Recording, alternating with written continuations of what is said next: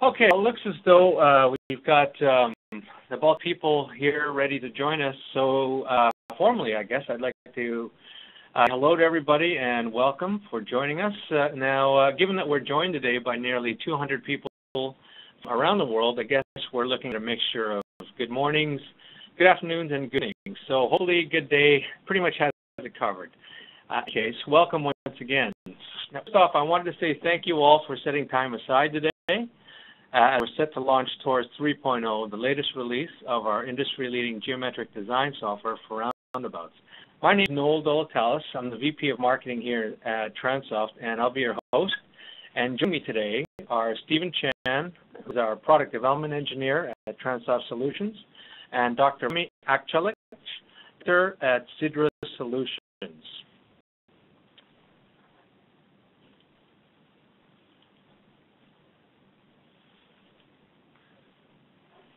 My session is going to start off with just a brief introduction, by a closer look at TORUS and some of its newest features. We'll then take you through a technical demonstration of TORUS 3 so you can see the features in action. And Dr. Akchalik will then provide a brief background of Sidra intersections and then close with some final remarks and a Q&A session. So let's talk a little bit more about TORUS 3.0.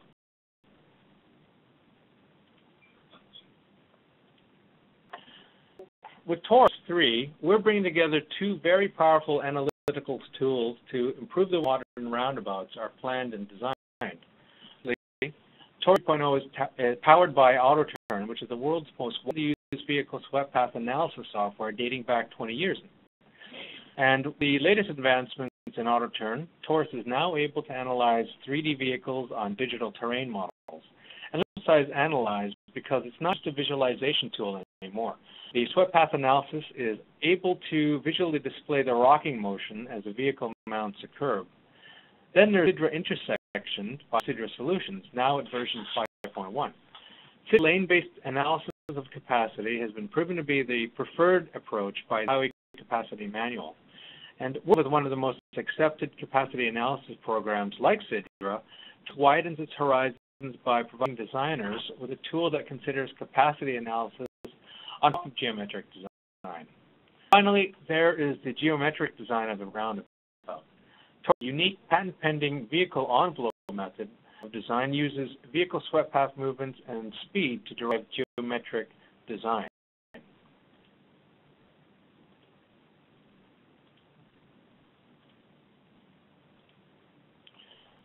And today, TORUS is fast becoming the de facto standard within the industry for designing roundabouts.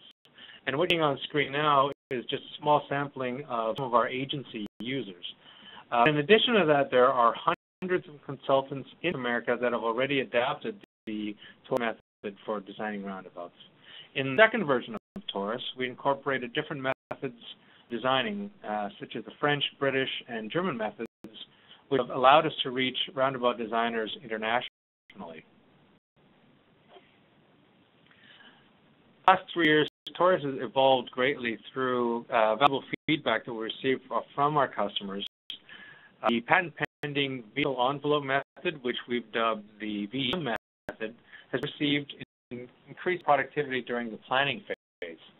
VEM factors in the design vehicles under normal operations to derive the geometric design. Simultaneously, correct display of the fastest path speeds, path overlap, and sightline analysis are reported on the geometric design. This designers with dynamic feedback to assess safety.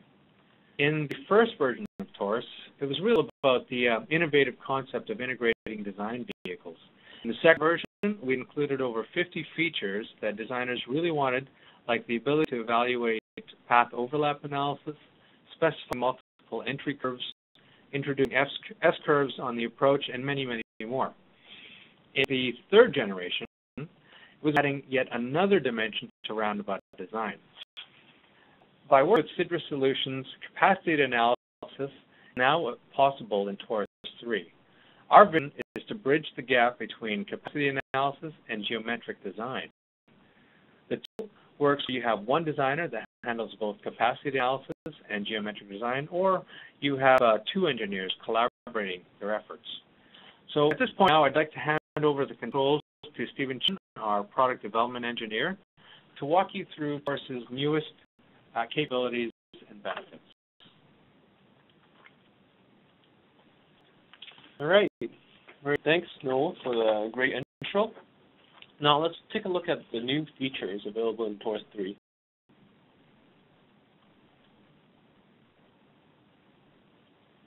One of the major features in TORUS 3 is the ability to integrate capacity analysis from Sidra intersection program.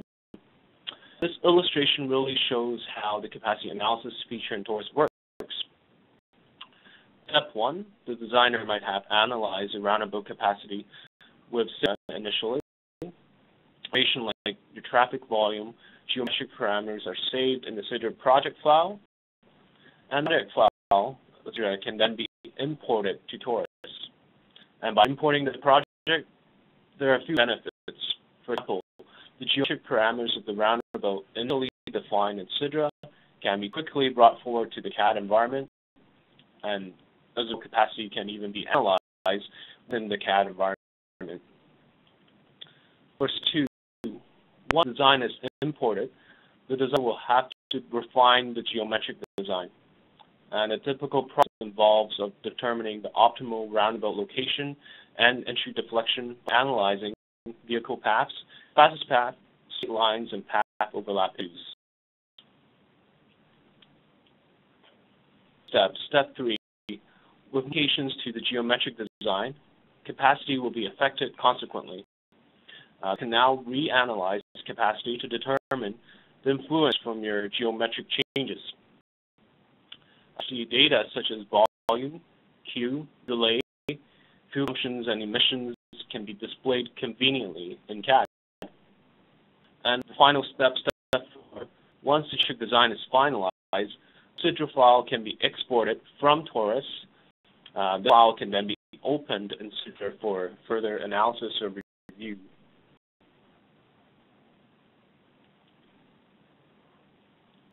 So it's that capacity analysis feature. There's still a number of new features that have been included in this release, and they're really on popular requests from designers. So one feature is the dynamic grip point control.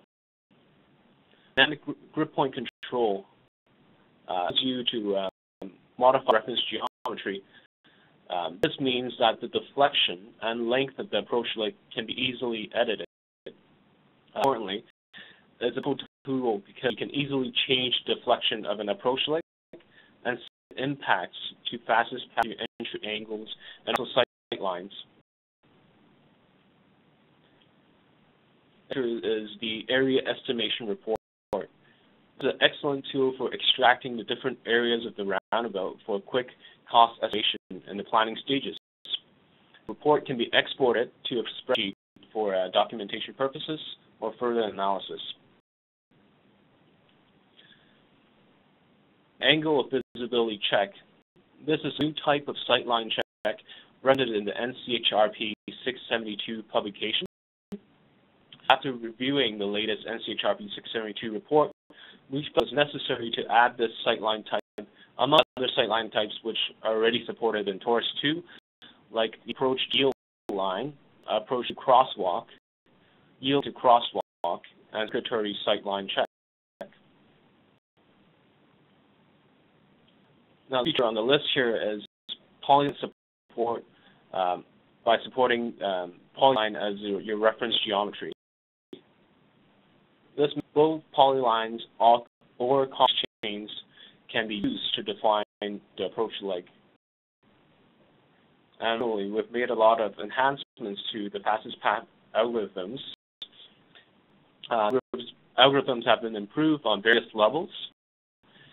The fastest path evaluation processes a lot faster when we're testing for the optimal roundabout location or the dynamic grid point control in conjunction with this tool. The fastest path now better handles curved approach legs. In addition, the notations are provided when a fastest path cannot be computed.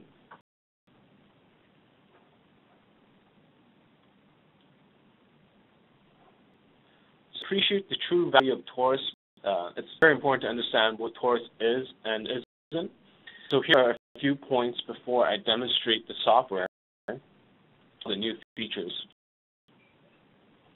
So about what TORUS is.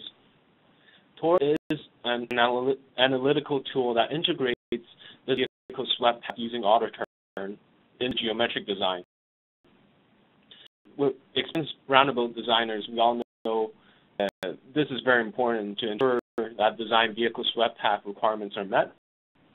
TORUS uses the trusted AutoTurn engine in determining the required swept path to driving the geometric design. This is a very innovative approach. Next, TORUS is a tool that is designed specifically for the planning and conceptual stages. The most tedious and difficult part in designing roundabout is determining the optimal location and metric design based on the design criteria and your set constraints. So access path is important. The features like sight lines and path overlap are just critical in determining a safe design.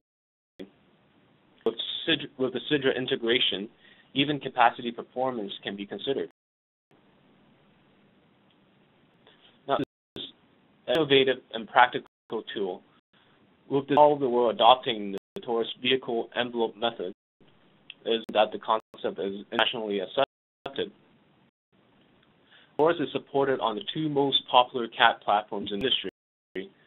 There's AutoCAD and Bentley's MicroStation. TORUS is exactly the same way in both platforms, so you need to relearn the tools if a project must be in one or the other platform. Now, let's talk about what TORUS is not. This is not a drafting tool.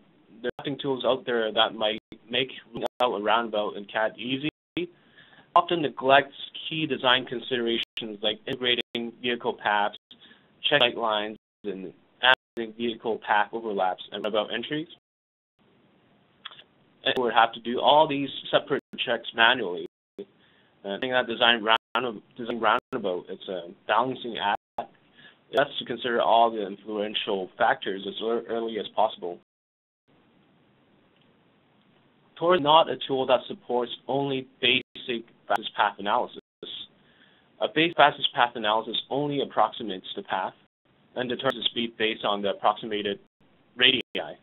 Now, TORUS is this, but in addition, it takes acceleration and deceleration rates into consideration as recommended by the latest research from HWA and CRP 672 report. And designers should have access to these tools based on the latest guidelines. TORUS is not a substitute to good engineering judgment. Expect TORUS to generate great concepts by default because it factors in all these design elements. But as with any software, it requires the designer to exercise good engineering judgment to create good designs.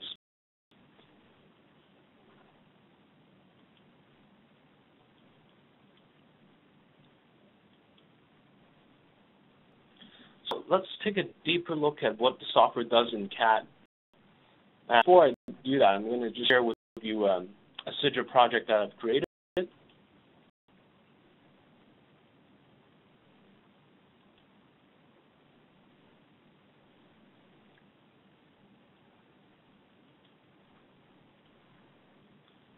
So you're able to see my screen right now.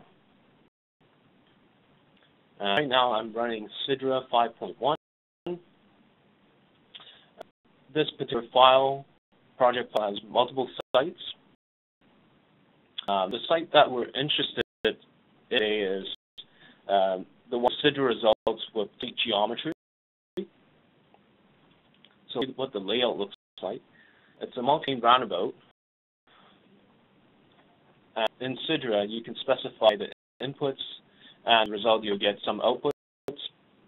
For inputs, that could include the number of legs that you're defining and the location of the leg. Define the geometry in Sidra, the lane configuration, or the roundabout data like your island diameter, circulating width, number of circulating lanes, and so on. But once you identify all your inputs, then you to choose some detailed outputs. The display of the various outputs that it supports. One of the outputs that we'll focus on is the service summary. So, for the tight geometry design, you see that the level of for southbound and eastbound is below the level of service B, C, D, and E right now. So let's take this project and we'll bring it to the CAD environment, and let's try to improve the design in terms of the geometric design, and we'll see how that would impact the analysis. Stop sharing the Sidra project in AutoCAD.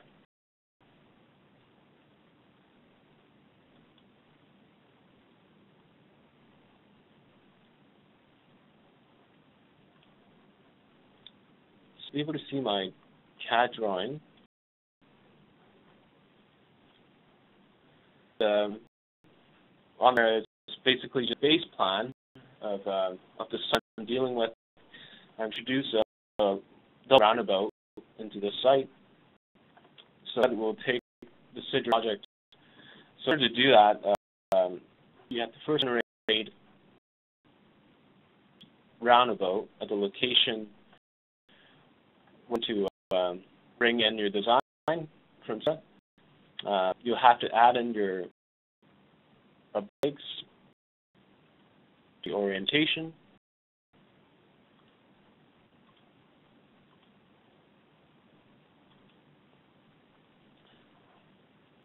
right now it's already adding a double lane roundabout because I've defined a design guideline, basically FHWA urban double lane roundabout. And let's go in this design guideline. I'll talk just a little bit about it. In a design guideline, this is the project, so for each project you can specify a new design guideline.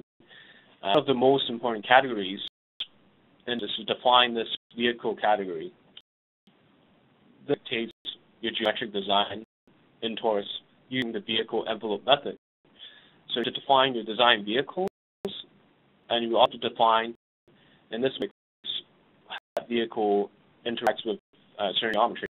In this case, I have my bus 40 driving the edge, the circular lane width, splitter shape, my lane width. The WB50 you calculate the apron width and the pass lane width. Of course, you can find your ID. For your circuitry offsets, you can see the image shows very well how the vehicle method is used. The hatching in gray shows the tire tracks. And you can see where you control is offsets from the tire tracks. So all of these offsets and the width of the tire track, this circuitry lane width will be calculated. And many more parameters which you can see will be dependent on your path. For example, you're controlling the center line path of the vehicle, entering and exiting the roundabout, and as a result of this center line path, radius along there, this is how you control your design.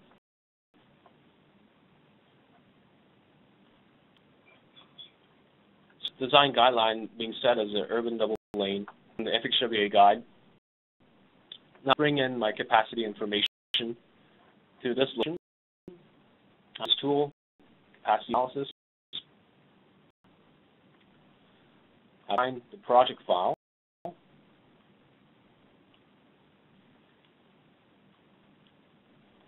And within that project file, if you recall, I had different sites. So let's pick the site I was showing earlier. And this in here is about the default select values. So let's bring everything related that was used in the capacity analysis project to TORUS.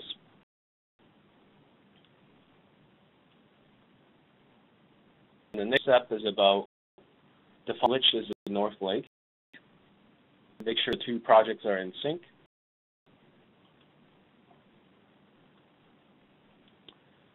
And there are steps remaining. One step is to configure the central island data so that you decide which set of information you want to use for this roundabout. So we think to consider unless the parameters which must be defined using TORUS. Here's an example: wide circle diameters in Sidra set at 132 feet. Circuitry width is set at 26.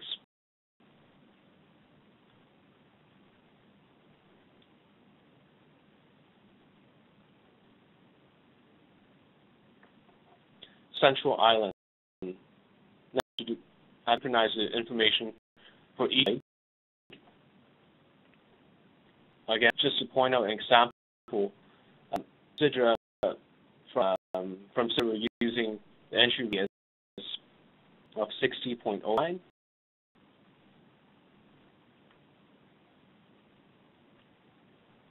As which you can choose.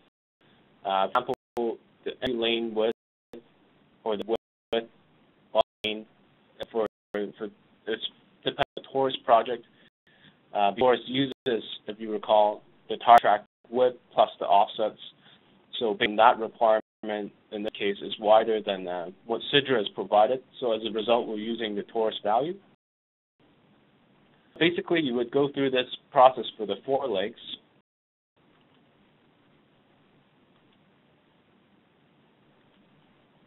Once you've gone through that process, it's going to do in this message that it's successfully synchronized.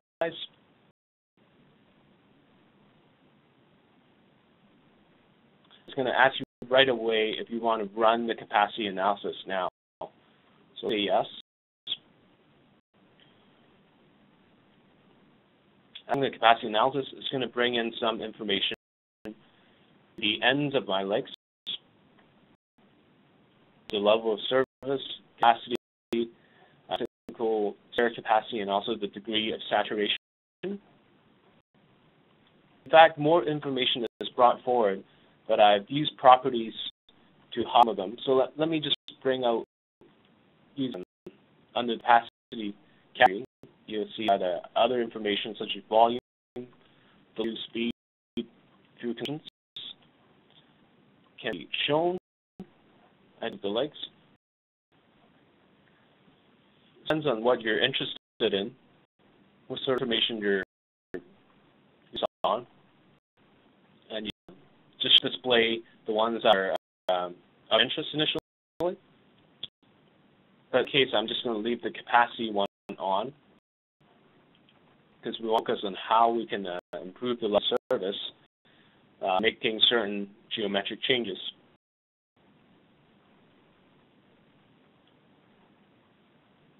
Okay, so let me go back to my design. At this stage, I can edit a roundabout and make sure of changes. So one of the first things to look at is probably the fastest path analysis.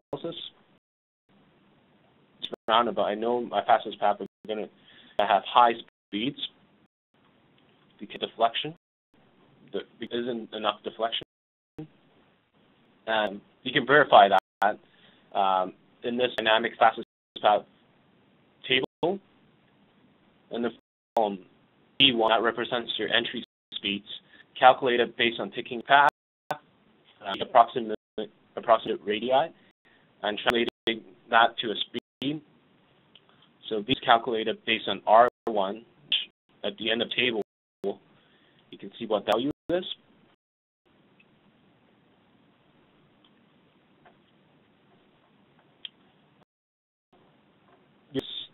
That the entry speeds are quite high. One of the ways to improve this is my ICD.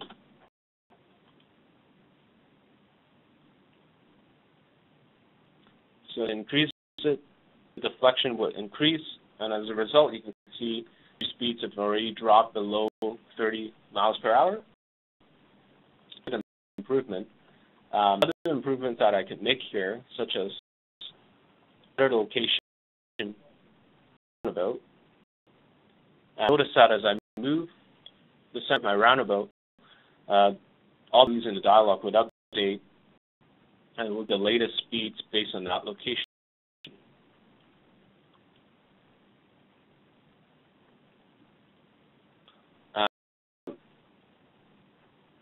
That's the location that we want. Look at our speeds. Our entry speeds now at for the westbound seems to be the highest at 30.8 miles per hour, so 31 miles per hour. So is there a way that we could improve this? Yes, you can look at each individual leg and vary the deflection to determine how that affects your fastest paths. So one of the features that we talked about was a dynamic grip points. Let me demonstrate that. Taking a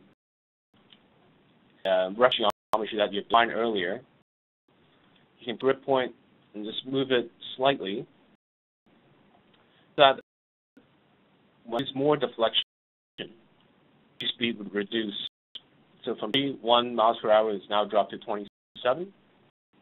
It's kind of tool you can easily go in and model each approach leg until the appropriate deflection yields desired entry speeds.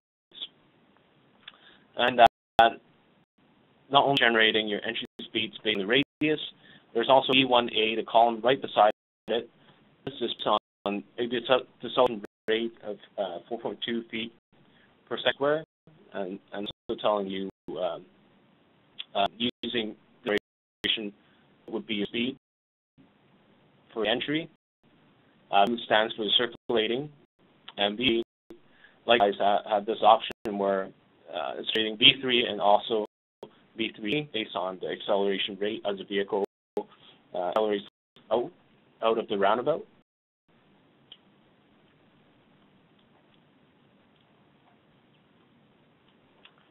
Fastest path analysis. Now let's look at another point here. Given my right now I'm just using straight lines to represent each approach leg, but you can use arcs. In fact, you can even use polylines. So just extend this. Well, let's draw a polyline to represent this leg.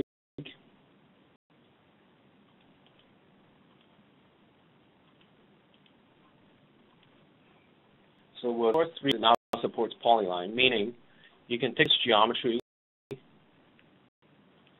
this leg on new polyline, correct geometry, and result, all your fastest path will be computed based on this new geometry. If that affects it, I'll see the capacity information is moved to the end of the line.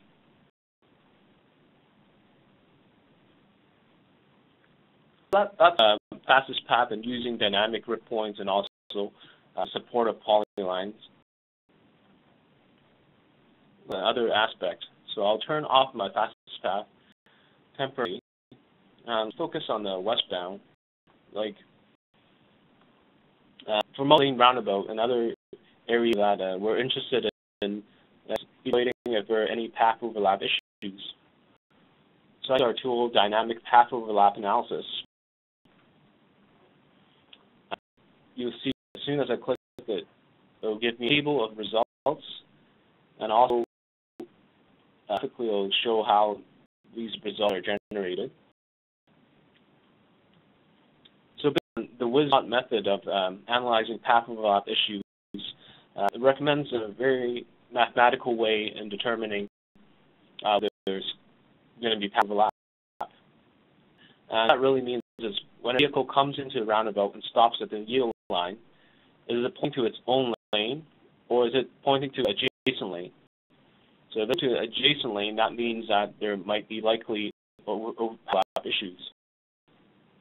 And with the G that is defined here based on the lines and the blue lines, you can add the way to approximate is first to approximate radius within the circular lane, and also radius halfway through the entry. Between those two radius, a tangent piece, as represented by a blue line, is a and that's all called the entry tangent length. And you know those values in the computer for each leg. For the westbound, we're at 40 feet. The design range is anywhere between 40 and 60 feet. We've just made the bare minimum. But this improved design, for example, in Edit Lake.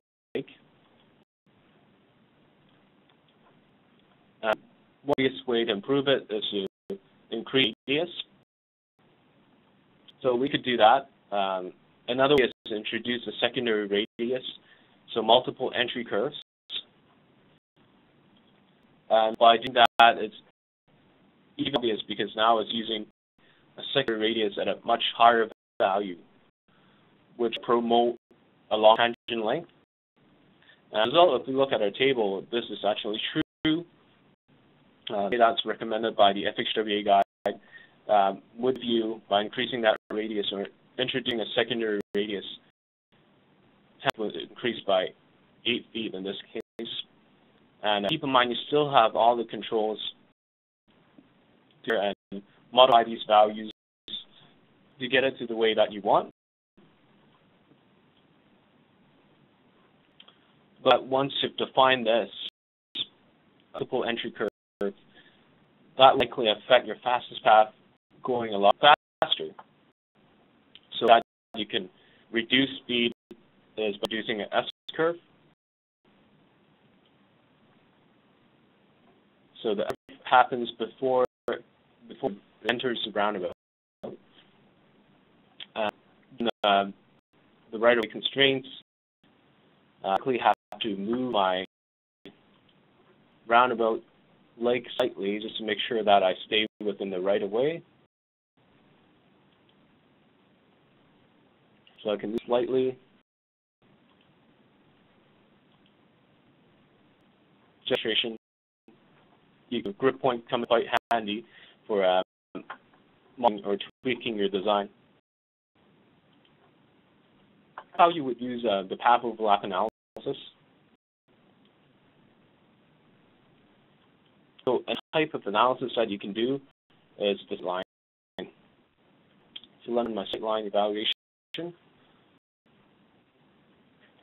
Now we've added a new type of sight line to the 5 other types that we support in TORUS 2. So let's generate all different types that are for this design. And this and focus on the westbound. Westbound, the new type is called angle of visibility. What the thing is when the vehicle is stopped at the yield line, this angle. The standards recommend that angle be greater than 75 degrees. In this case, it's greater than 75 degrees. But you can go in this particular sight line type and modifications to the parameters that are being used to calculate the angle. So the initial entering speed was at per hour. See that the angle would a lot smaller. We'll use to 82.4 degrees. It's still reasonable because it meets my degree requirement. In case where we just bump up my minimum requirement being 90, if that requirement and it doesn't meet it, then you're going to get some very cool effects about highlighting what needs to be modified. One type of sight line that you can check. Type here, induction type, some rays to the traffic upstream. There's the crosswalk. We're waiting downstream. Then shoot yield line. And right to the yield line. And then also approach the crosswalk. Shoot right to the crosswalk. Those can come in very handy if you have all the intersection types, and they're at the right speeds, which you can easily modify. You can tell exactly whether a line of sight is obstructed by buildings or escaping and so on. So those are to evaluate your safety performance.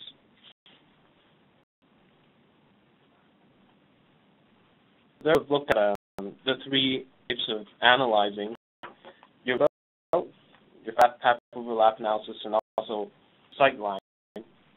Meaning that you've done all that for the other links and you've got to a concept which is acceptable. What the goal of analysis could be using the area estimation. So that's the tool that we're introducing in TORUS 3 by generating a report, an area estimation report, and me if we're in a compute area based each leg. So for the eastbound, since I want to include the leg, some of this is tie-in or might be considered in other calculations. I can define the length of the leg be included in the calculation of area. So in the case for the other legs, I'll use the full length. Click OK, it's going to give you areas computed for the overall roundabout area. I'll give you the roundabout perimeter. You can also see the areas are subdivided. In the central island, like your ICD island area, circular roadway area, truck area, areas for each of the legs. So in terms of the splitter island envelope area, it's very handy if you're doing a quick estimation. You can apply a linear rate and get a good of what that would be. Report, you can also export it a spreadsheet in which you can apply that linear rate within the sheet environment.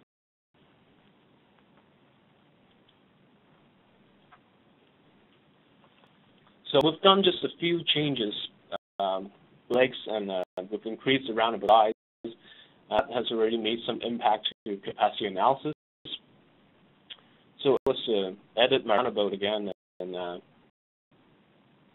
assuming I've refined my geometric design, I run a reanalyze the capacity. Still have the ability to do that. Analyze capacity or process. Once it's processed, use the Sidra method in calculation.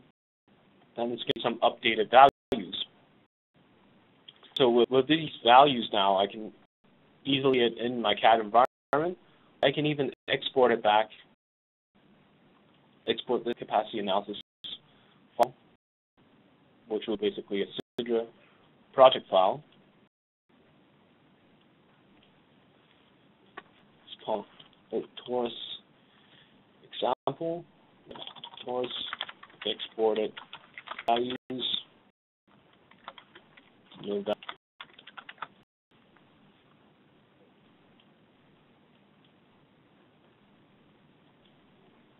Okay, so I've exported my file. So let's back to Sidra and take a look at how it compares. So I'm sharing my now shared my Sidra. So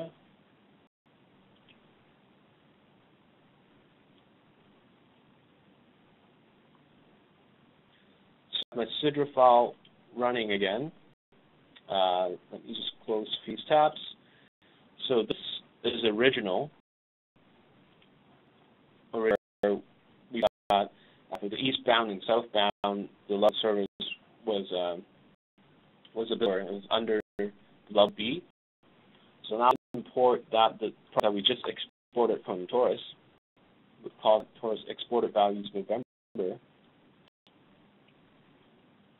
Made modifications to this geometry project.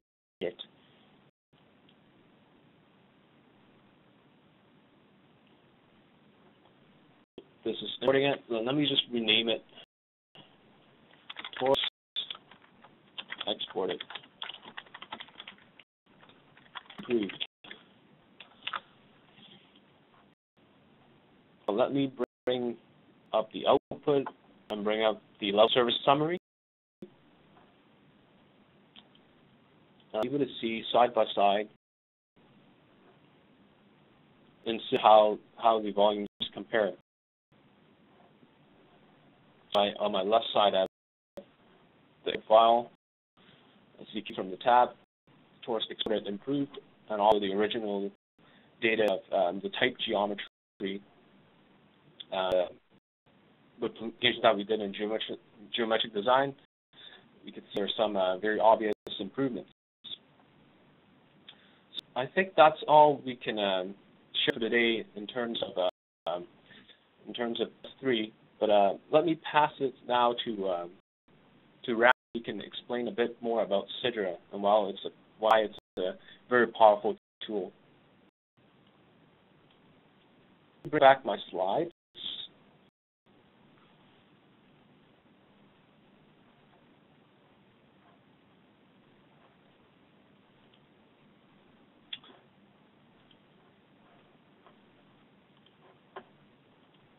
And now I'll ask the moderator to Rand. He can talk a bit more about Sidra. So there everyone. Hi everyone, this is Rami. It is a pleasure to take part in this webcast.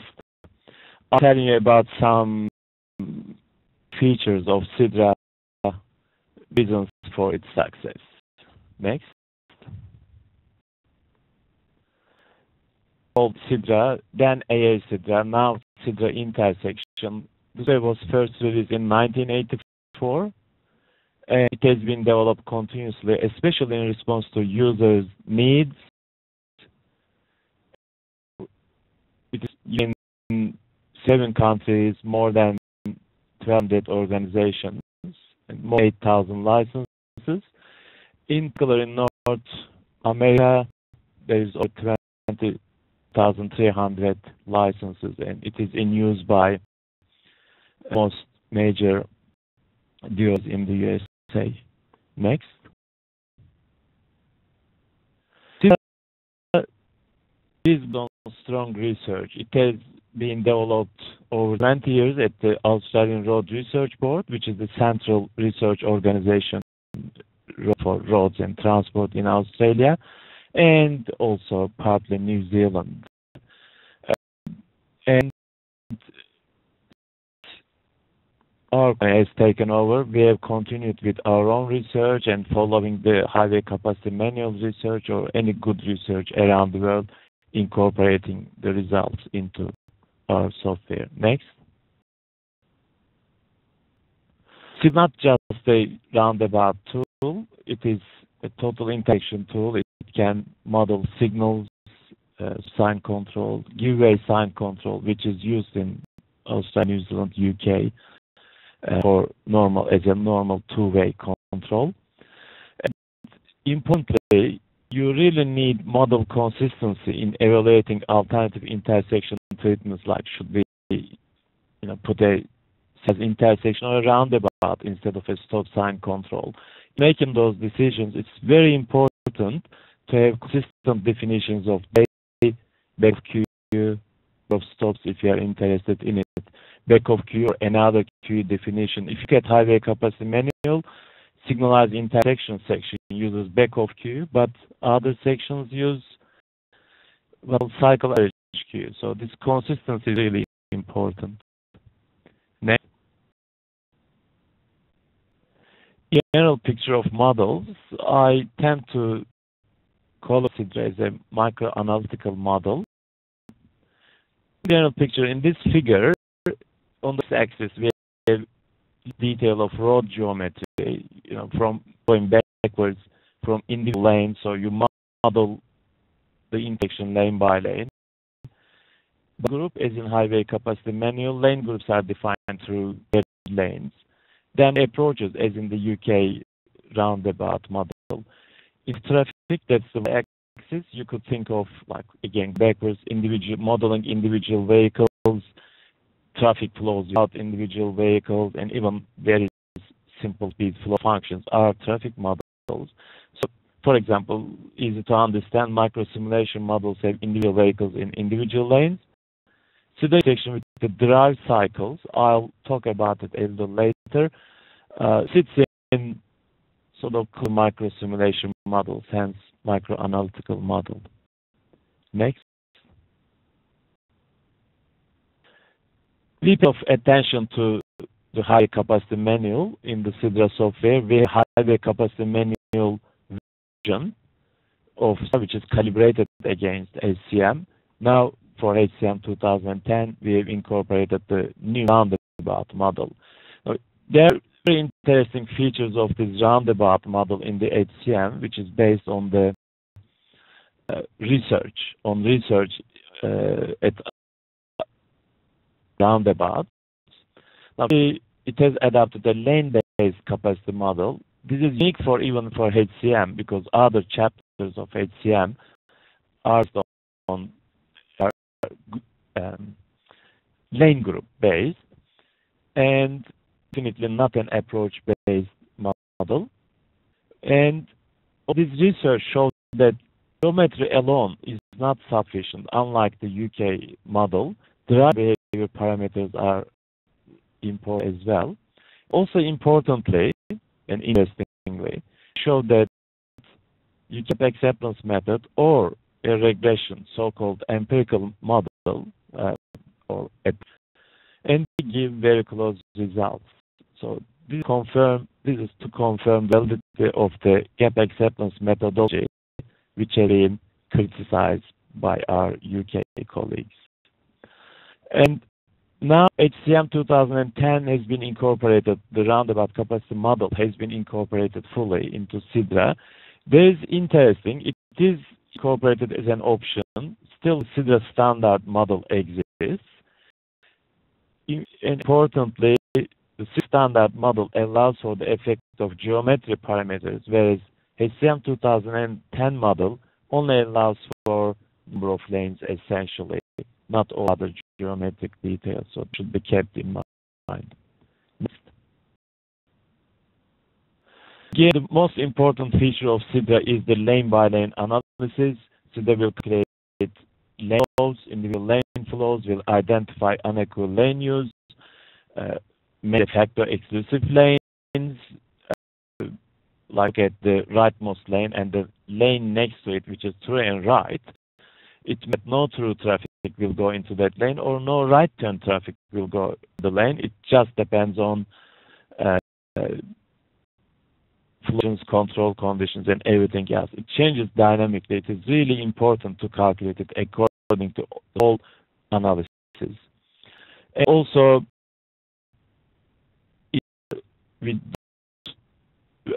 more flaring as short lanes, because it's important that if a queue forms in that lane or not, and that depends on the flow conditions. So pure geometric definitions of flaring is not good enough. And the roundabout circulating lane use, unequal lane use, circulating lanes make a difference to the roundabout capacity. So it's most important and essential that intersections, not just roundabouts, but signals and others, modeled lane by lane. So approach the level of accuracy.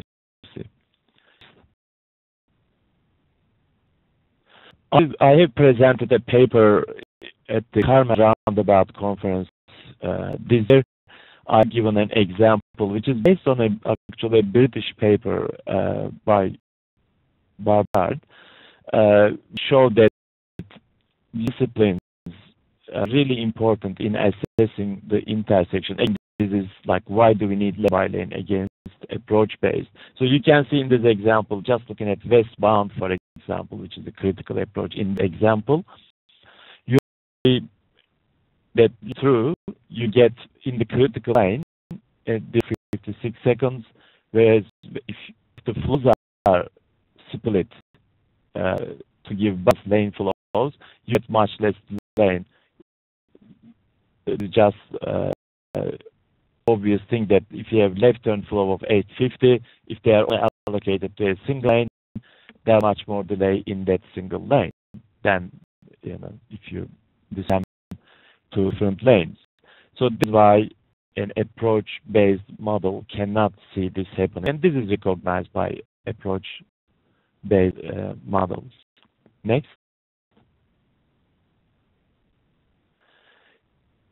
As I had a paper at Carmel, there is in fact another paper on specifically on highway capacity MEN 2010 model, and one compares the SIDRA HC 2010 and the UK TRL models, and you can download them from our website sidrasolutions.com, our sources link. Next. The drive cycle method. This is important, especially for those who are interested in fuel consumption and emissions modeling, of like roundabouts versus signals and so on, but also geometric delay. This is something which is, I believe, missing in CM 2010, and specific and particularly important for roundabouts, because a vehicle negotiating roundabouts slows down and goes at a slower speed around the roundabout and circle and then accelerates. So the time loss is the geometric delay. So this is the delay without any queuing effects. Now, more this as well as emissions fuel consumption, what we do in SIDRA is in each lane, for average queued vehicle and unqueued vehicle separately, and for light vehicles and heavy vehicles separately, we model the vehicle path, approaching the cruise speed, maybe stopping and starting several times, then late roundabouts because of gap acceptance process, and going through the roundabout at a lower speed than accelerating. The example you are looking at is very simple stop and start at a signal intersection. Then each of these paths are divided into the elements you are seeing, which is cruise, duration, stop, acceleration, cruise, and they are individual modeled, like equations, model consumption emissions for each element and put them together and so on. It's a very sophisticated fuel emissions model, which is on the track power required by the vehicle, and currently we are undertaking creation of vehicle parameters for modern vehicles for the next version of SIDRA. Next.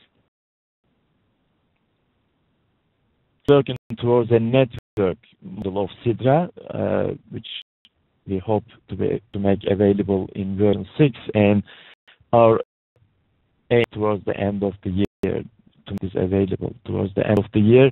And two essential elements are backward spread of congestion and capacity constraint effects, when there is saturation not allowing vehicles to go past that point. And of course, make it easy once you have a SIDRA project, just pulling in those sites together to the network. We're progressing at a good speed. We'll inform our users about the ability of this course. Next. For all the information,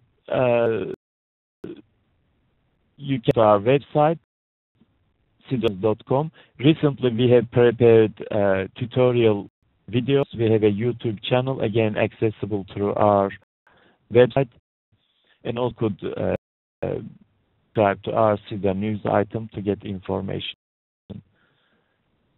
Next. So, end of my presentation. Thank you for your attention.